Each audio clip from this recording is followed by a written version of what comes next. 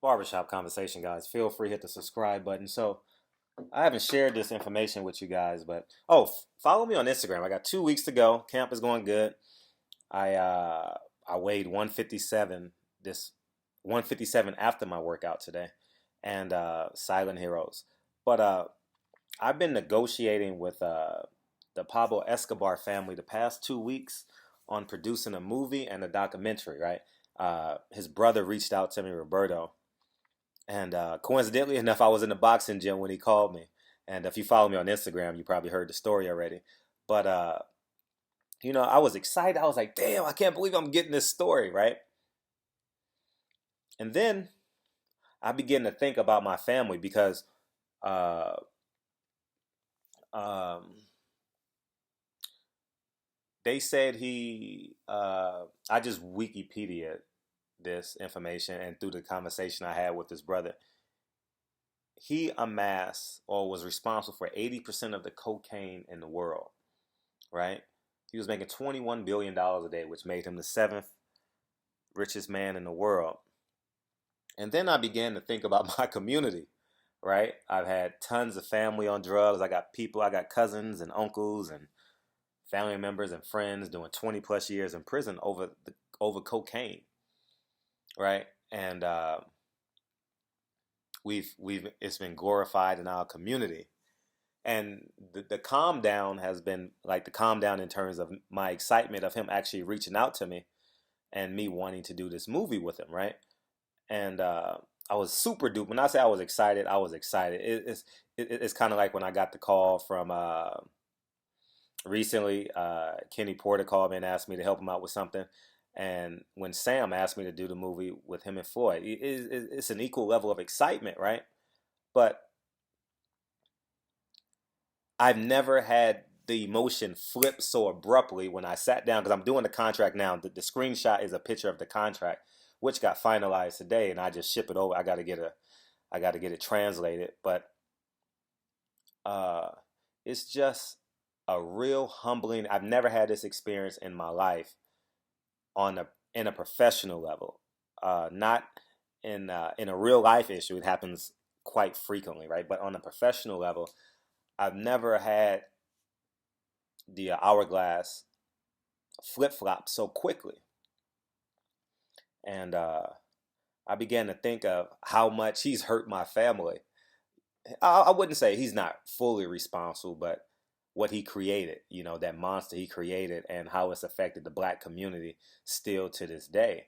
Now we have 35-year-old crack babies running our streets, our 80s babies, our 90s babies, our late 70s babies, 80s babies are running rampant in the street, and we've had crack babies since then. And I was beginning to think about the framework of the documentary because the documentary is going to be way more raw than the movie, and you guys should expect that. I mean, obviously we got in Hollywood, you got to over sensationalize everything that's going on, and but the documentary, I began thinking about the documentary today, and I'm like, I have a different perspective as a black filmmaker that will be completely different than a white filmmaker because he directly affected me.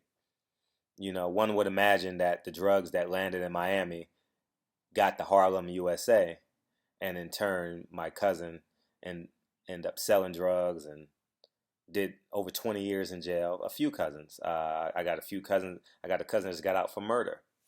And it just um, it humbled me. And I'm still excited to do the movie.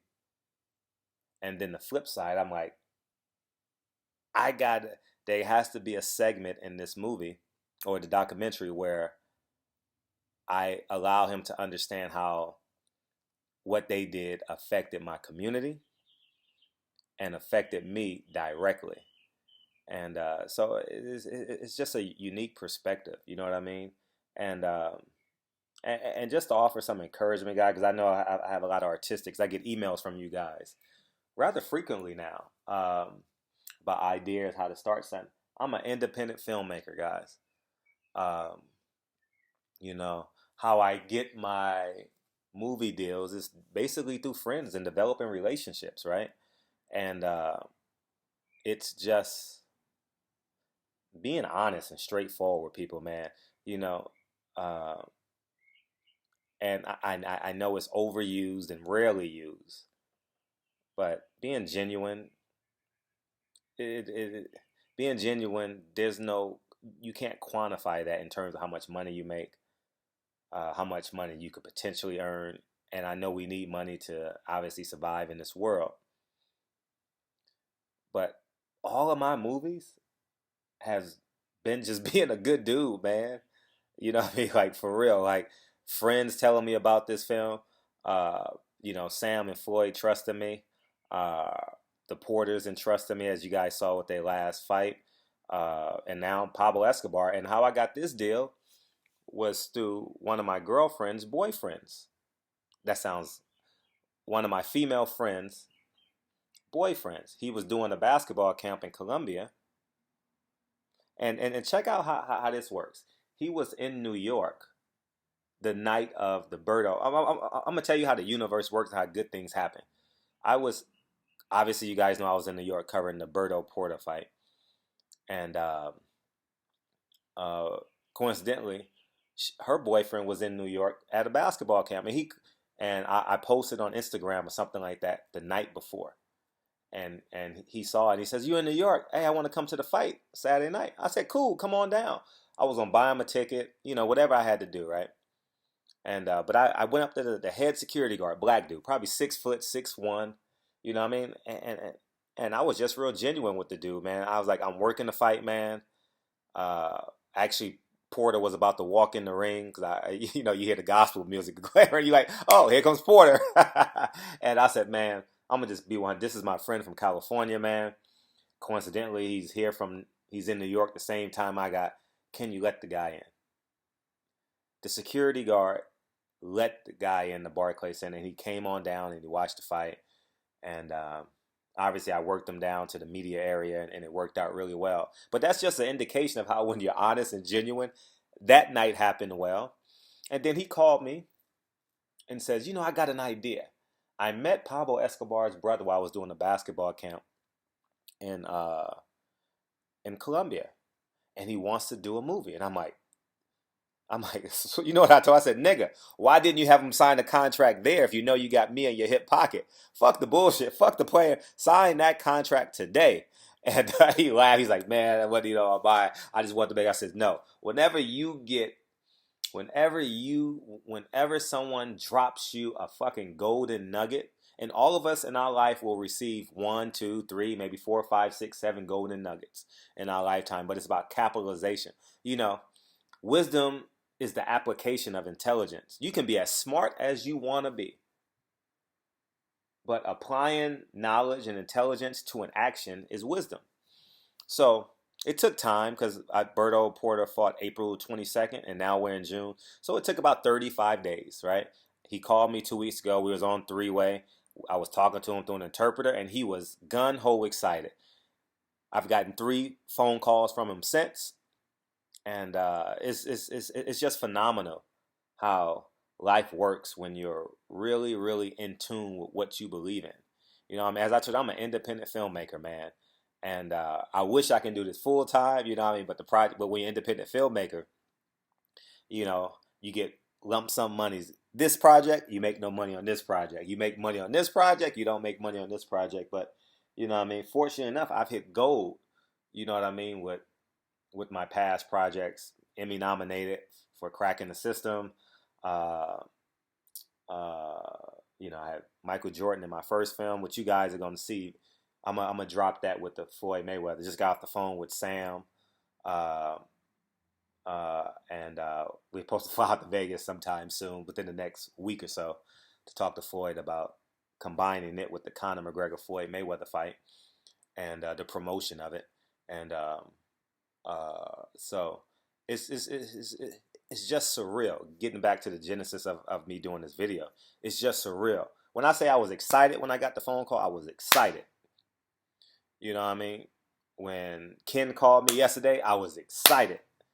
When Sam and Floyd called me a year ago, I was excited.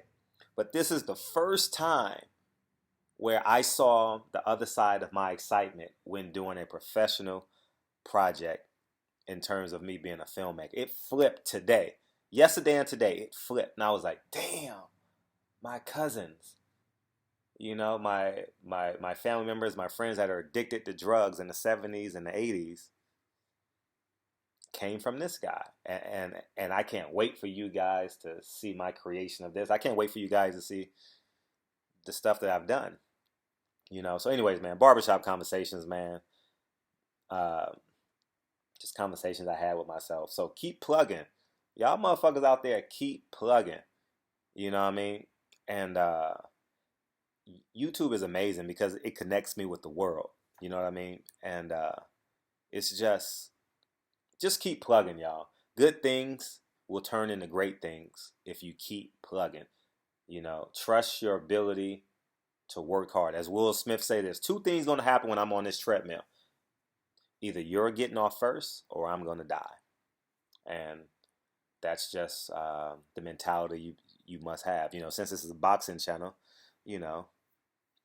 we see that maybe a handful of times a year. Anthony Joshua, you know what I mean? There's two things going to happen. Vladimir, you're either going to lose or I'm going to die in this ring. We saw that with that great performance, so most recently. So anyways, man, Barbershop Conversations. Feel free to hit the subscribe button. Follow me on Instagram. You guys will enjoy I know you guys will enjoy following me on Instagram going through this training camp. I got 14 more days. So I'll talk to you guys soon.